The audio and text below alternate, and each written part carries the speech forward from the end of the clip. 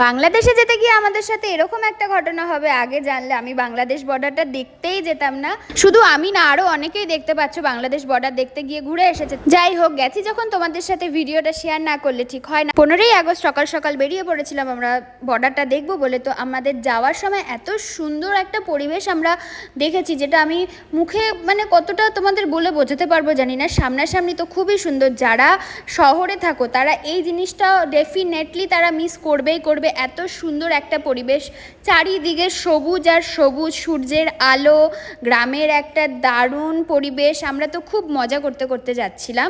দেখো এখানে কি দারুণ সূর্যের আলোটা, চারিদিকে সবুজ গাছপালা, মানে এখানে একটা প্রাকৃতিক যে সৌন্দর্য, সেই সৌন্দর্যটা আমরা অনুভব করতে করতে গেছিলাম সবাই মিলে মজা করতে করতে। আমি সকাল থেকে খুবই এক্সাইটেড ছিলাম যে আমি ভিডিও করব, ব্লগ শেয়ার করব তোমাদের সাথে, কিন্তু সেটা হয়ে ওঠেনি। বাংলাদেশের ভেতরে সব কিছু আমি ক্যাপচার না করতে পারলেও কি হয়েছে, ওখান থেকে বাংলাদেশ দেখাও যায় না। আমি ভেবেছি হয়তো আমি এই পাশ থেকে দাঁড়িয়ে ওই পাশের বাংলাদেশটা দেখতে পারবো, তাদের গ্রাম, তাদের সব কিছু আমি দেখতে পারবো, কিন্তু সেরকম কিছুই হয়নি। সেখানে শুধু গাছ আর গাছ, মাঠ আর মাছ, দূর দূরান্ত সবুজ ঘাস, সেগুলোই ছিল। যাই হোক, তাও ওই সাইড থেকে আমি ঘুরে এসেছি। কিন্তু যাওয়ার সময় আমার খুবই ভালো লেগেছে।